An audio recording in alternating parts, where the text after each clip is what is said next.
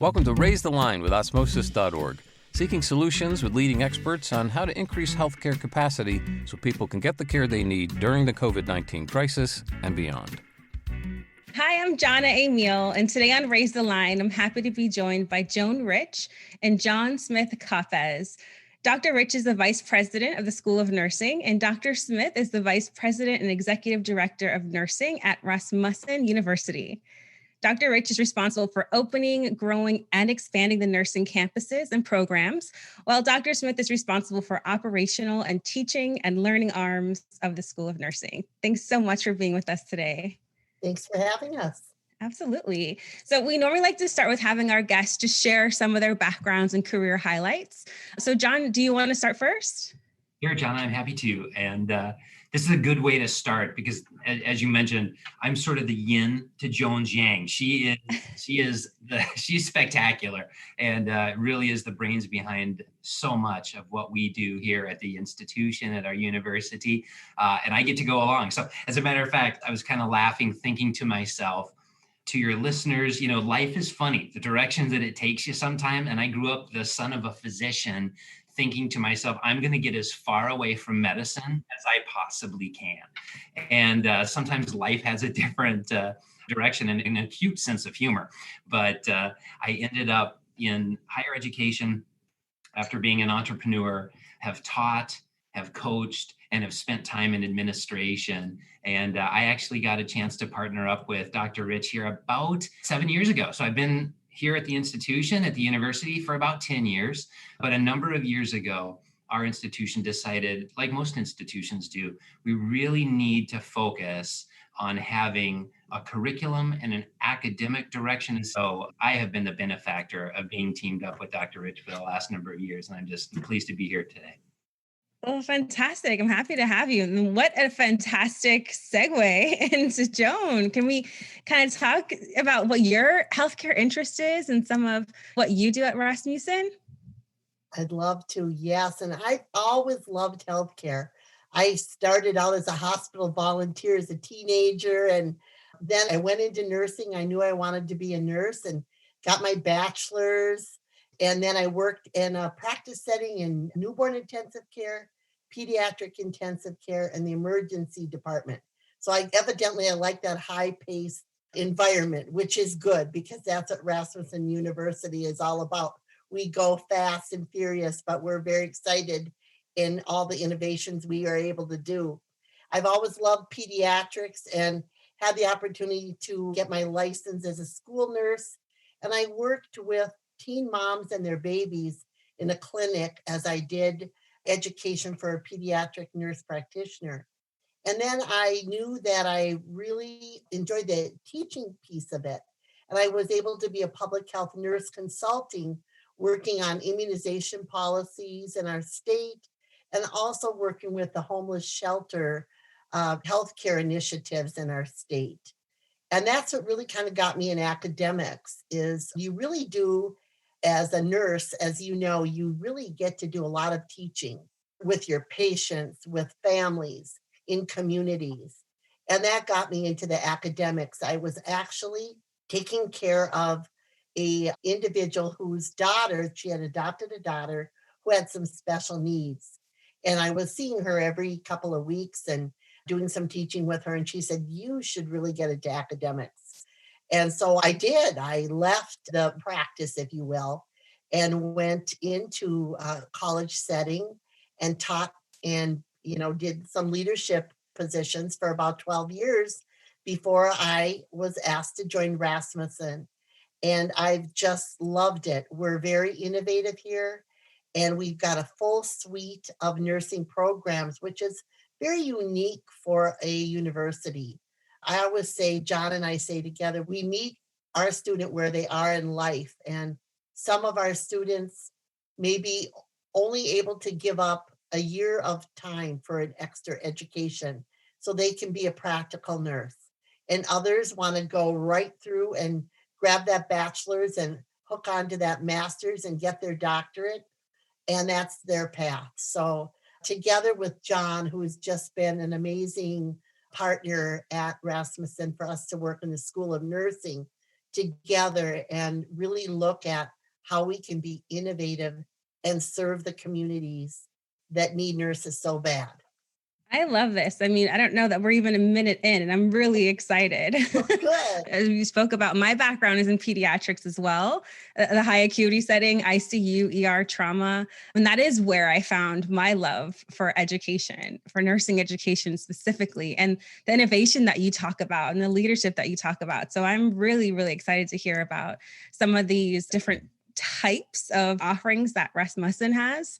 I think that a lot of people now that are interested in entering the field are thinking about ways that they can do that, but outside of what looks like the traditional way of gaining the education that just might not be a fit, just for life.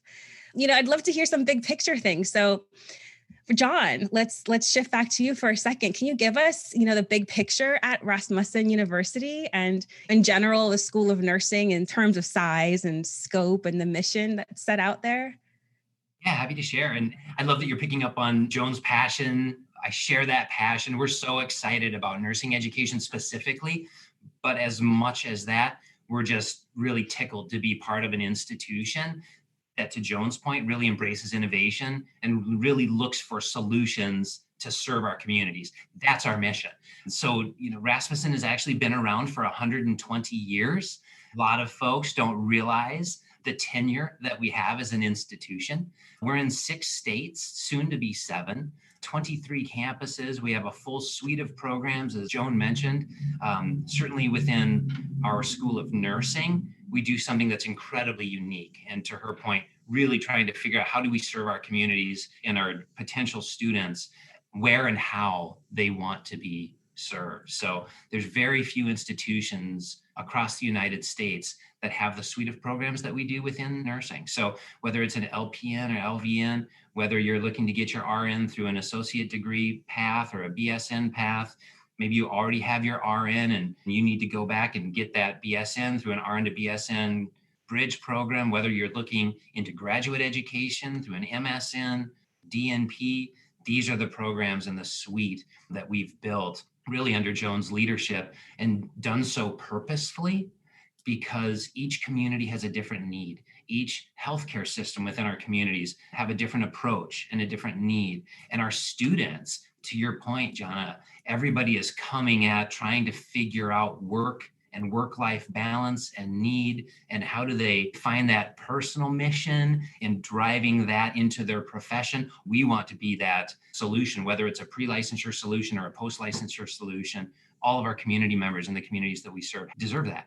And so we find ourselves within our institution really meeting the diverse and evolving needs of our communities. And from a nursing vision, our goal is to create the very best safe, competent nurses that our communities have. So if we're doing that, we're living the mission of the institution, we're living the mission of our School of Nursing, and in living that mission, we're providing a service to individuals, really what I would call the next generation of nurses.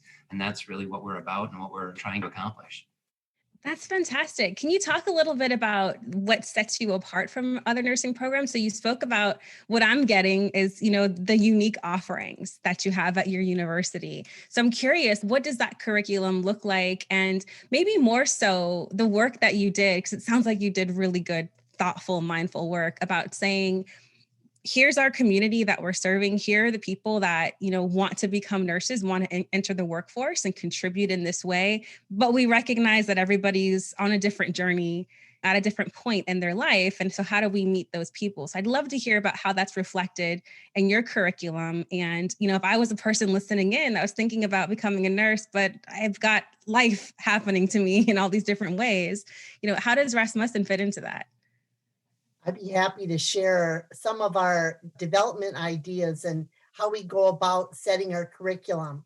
John and I are very lucky to have an amazing national advisory board that spans all over the country. And one thing is a common theme. You might think that, for example, you've heard about soft skills, that all nurses need to be better at using soft skills when communicating. And, we think about what a digital age we're in with everybody texting and they don't teach cursive writing anymore and all the changes that have gone on. but some things never change. And that is the way a patient wants to be addressed and feel the heart and soul of that caregiver, that nurse that's taking care of them.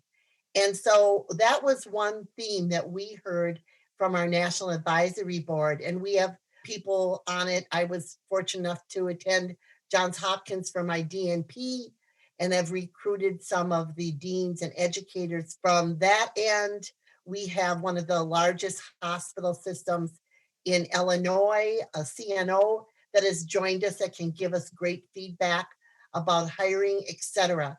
So I will say on our National Advisory Board and within our state, with our School of Nursing advisory boards individually, we get a lot of wonderful feedback of what we need to make sure we're putting into our curriculum. And it's very innovative, and we've got an amazing process. We have a curriculum summit for every degree or certificate that we're going to be putting out there. For example, we recently had our Doctorate of Nursing Practice Summit, as we are going to be rolling out our DNP in January, which we're very excited about. And we've come up with one of our 2 tracks, which is really exciting. They're both great tracks, but we're going to be one of a very limited number, maybe 2 or 3 other schools that are offering a DNP in public health and policy. So it's a combination. And as we live through this COVID world, you would think we had a crystal ball a couple years ago, but we really didn't. And just looking at the policy changes that need to be made in each state around healthcare, around disasters, whatever may come your way, and how that impacts public health and how you can work together for collaboration. As an example, we had a leader in policy, Dr. Kathy White from Johns Hopkins. She was a part of our summit as an external advisor. So we really do seek out people that have that great experience that can share what's going on. And one item that we put in all of our pre-licensure curriculum that now we're just starting to see states ask for and say we might be requiring this in our curriculum is the care of the older adult. And within the care of the older adult, as we all know, we're living longer. We want to look at not only the normal side of aging, but how we can look at prevention. How does Western and Eastern medicine mix together, et cetera? So, we've added that into our curriculum. We've listened to our hospitals and our other educators around the nation saying we need some help with that. So we're pretty innovative. We always tend to be a little bit ahead, and we try and plan for the future. We also, I think our students really feel like they can connect with their faculty. We don't have large lecture halls. Pre-COVID, you had about 24 students in a classroom, which is pretty amazing. So you really get a chance to interact with the faculty. Now, since COVID, and I know, that's on everyone's mind now, we're all online. The blessing that we've had at Rasmussen University is that we've always had the ability to be online. We've always been a blend of hybrid and on ground. We've thought of the classes that could easily be done online. And with our online, it's always active online engagement with recorded and live lectures, et cetera. So you're never really feeling like you're out there in cyberspace without any help. But, those are some of the things that we are very deliberate looking at when we develop curriculum. And I'll also say we have an amazing curriculum team within the School of Nursing. We've got an amazing director of curriculum that works with School of Nursing, and we've got some great program chairs, and everybody is so positive. And as John mentioned earlier, we really want to make sure we're putting safe, competent nurses, and that's what we really try and do. That's amazing. So I heard a little bit about the adjustment with COVID happening. And unfortunately, none of us are able to get away from that in personal and professional life. So how is that panning out for you now that it sounds from what I'm hearing that getting online and kind of getting that set up and that framework there wasn't too much of a challenge, which is amazing. How is that going so far with your students and your faculty having to shift to a different way of teaching and learning so suddenly, probably? Joan, are you okay if I jump in on this? Please, please. I think that second week of March 2020 rained surprise on so many and all in different ways. And every institution across America was challenged to come to the table and try to figure out the solutions that they could quickly and deploy the resources that they had to come up with those solutions. We were very fortunate because we are, as Joan mentioned, predominantly what I would call an online institution outside of our residential programs. So we have an incredible foundation for online learning. Our students are used to taking online courses in their general education courses. As Joan mentioned, in some of our didactic courses, it wasn't a hard shift, but it was forced upon us then to the nth degree as everything shut down. And then on top of that, how do you manage through something that everyone was hopeful might take 2 that turns into 6 months, that's going to turn into a year that may turn into 2, right? How do you adjust your thinking and your planning? And a lot of the work that we've done has been in how do we stay in close communication with boards of nursing? How do we ensure that work that is being done within the classroom meets the expectations of our governing bodies, of our communities, that our program outcomes are met, that the student learning outcomes are met? These are the challenges that every institution is wrestling with. And for us, as Joan mentioned, we were fortunate that we were able to take a large amount of our coursework online, but then we've also been balancing, okay, you have some states and some healthcare systems that are starting to want students back. Some don't. Some students want to be involved in the community because that's what they're made to do. Some are scared to be in the community. You have faculty members that land on every side of the spectrum. So a lot of what we're doing is managing expectations, managing outcomes, ensuring that we're meeting the expectations of our programs and our institution and the governing bodies. It's a really interesting matrix that certainly is causing rethinking of nursing education, and as it should be. I mean, this to me, and Joan, I know that you've got a point of view on this as well. This to me is forcing an issue that has needed to be addressed in nursing education. Nobody would ever wish that this would be the manner in which it was forced, but it is causing everyone to think through, how do we get the next generation of nurses into our communities as quickly as individuals are retiring and exiting when the population is growing? I mean, these are the challenges that face nursing education in America, and we're just trying to come up with a solution. So, Joan. Yeah. And of course, one of our biggest challenges has been clinical, right? I mean, you can do your didactic online and you know that you're giving them the knowledge that they need. But what about the skills? How do we validate that they are indeed safe and competent? And we want them to have that clinical experience so they will be safe when they get out there. So we have had to adjust, and we purchased additional virtual clinical tools for our students, which have been very well received. And now with COVID, we have them come into the lab, social distance, mask, safe, small groups, and make sure they're checked off on their skills so we feel confident. And then we also utilize on-ground campus simulation. And as our clinicals have opened up, they are slowly getting out there. However, a lot of clinical sites are still closed down, or they've reduced the number of students that can be there.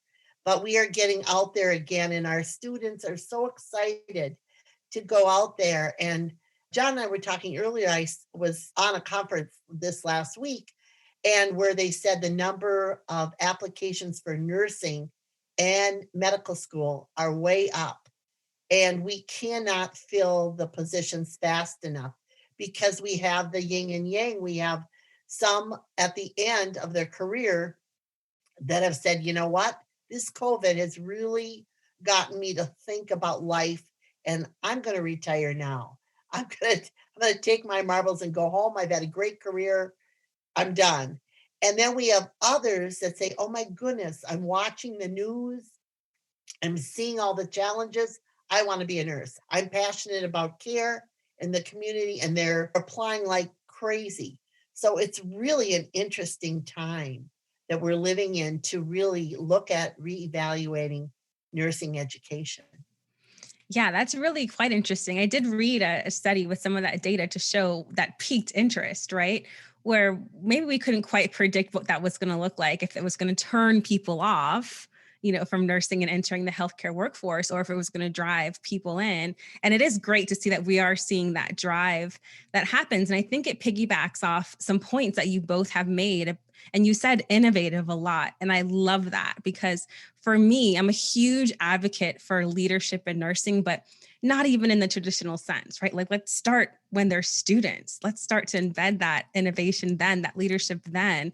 And fortunately and unfortunately, to John's point too, this pandemic, right? What are we going to do about it? How do we all come together and fix it? And nurses, I always feel like, are so uniquely positioned, even as students, even as somebody who's maybe watching this unfold on TV, to say that I want to participate and I want to help and I want to contribute and I have ideas. And at schools just like yourself, that really helps them to make that a reality. So that's fantastic. And just keeping on COVID for a little while, I would love to get both of your perspectives. I know, John, you talked about your father was a physician and you're in healthcare education right now. Joan, you're a nurse. I would love to hear your thoughts about what this COVID crisis has revealed in our healthcare system and some key steps that you think need to be taken to strengthen that. I think one of the ahas is what we kind of mentioned earlier. There's a new engaged passion for healthcare in many ways. Or we have the other result saying, you know what, I'm going to retire, I'm going to go. So I think one area we need to constantly look at, we've always talked about the nursing shortage, but I truly think we're going to be seeing that going forward. This nursing shortage is not going away. When you look at the replacement of nurses that we need, that is pretty clear across the country that we're going to be needing nurses. I also think that it has got the educational systems to relook and refocus at how we're doing education. And we talk about being innovative. And one of the things, we do have a CBE, competency-based education, for our RN to BSN, for our MSN, and for our DNP. And as you know, as a nurse, competencies are nothing new for nurses. You have to meet certain competencies. So I look at COVID, you look at the death rate, you look at the college age super spreaders, you look at so many factors that have impact healthcare over the last 9 months. And you can't help but know that you must realign. I'm hopeful we're going to have a national mask mandate. We need to do that, in my opinion, as a nurse and with my public health background. I believe we need that. And I believe that if everyone masked and did social distance and washed their hands, that we could get through this so much quicker than we're dragging this on as a nation and as a global pandemic. So I really do believe public health is going to come to a forefront. When you look at COVID, I think there's going to be a renewed interest. I'm really excited about our DNP, but I also think public health nursing is going to be another very positive field for people to go in. And, COVID has really changed people's priorities in life. And I think it's a good thing.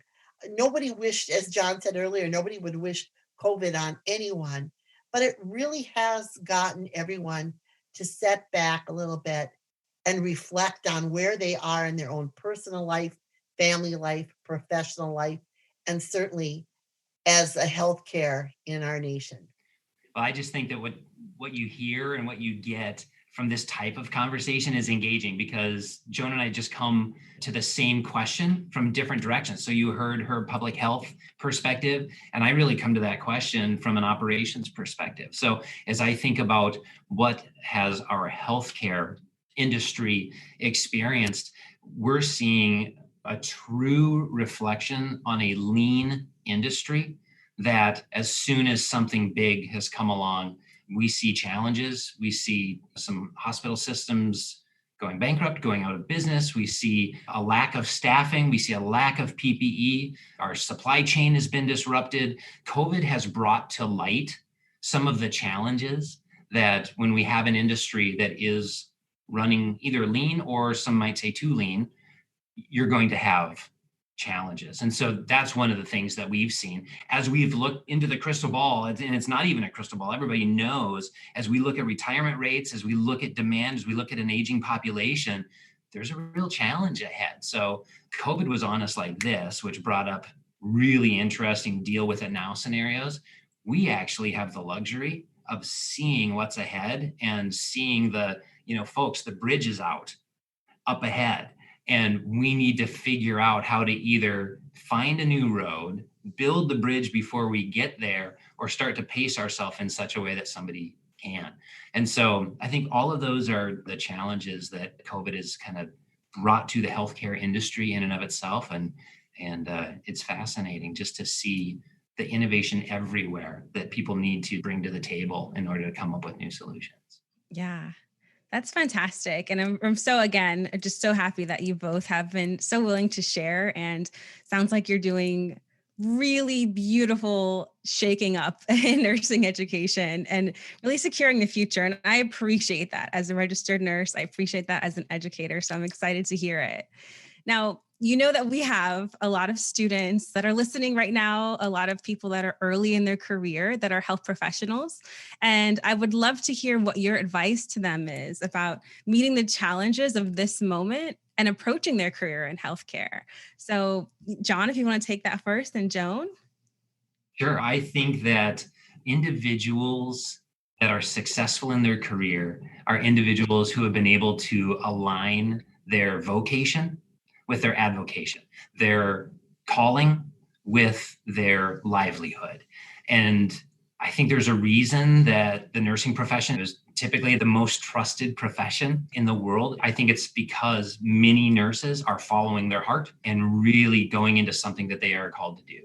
I think that's the biggest charge, the biggest challenge to the next generation of nurses or individuals that are just entering that profession is keep following your heart and following the charge to take care of others, to do what is that thing that fills you up.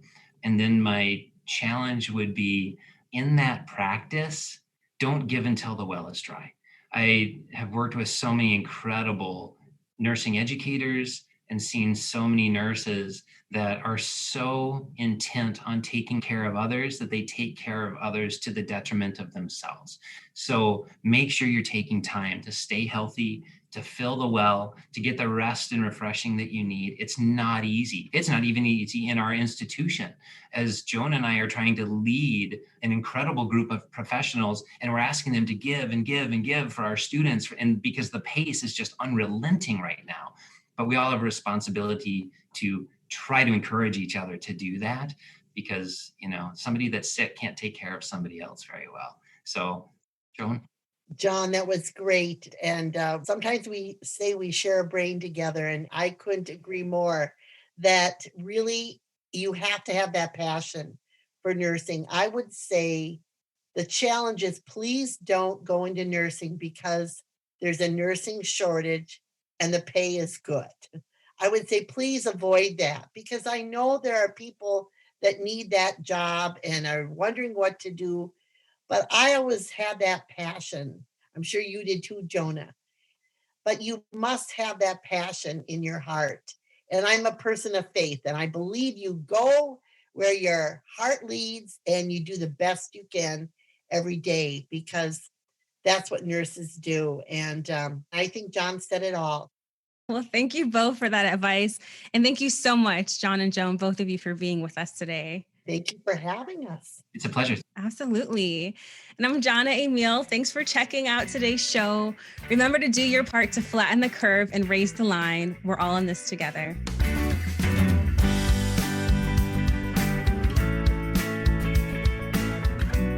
For more information on how you can help raise the line and flatten the curve, go to osmosis.org/COVID-19. If you like this podcast, please share it on your social channels. You can also subscribe to the series and check out all of our podcasts at osmosis.org/raisethelinepodcast.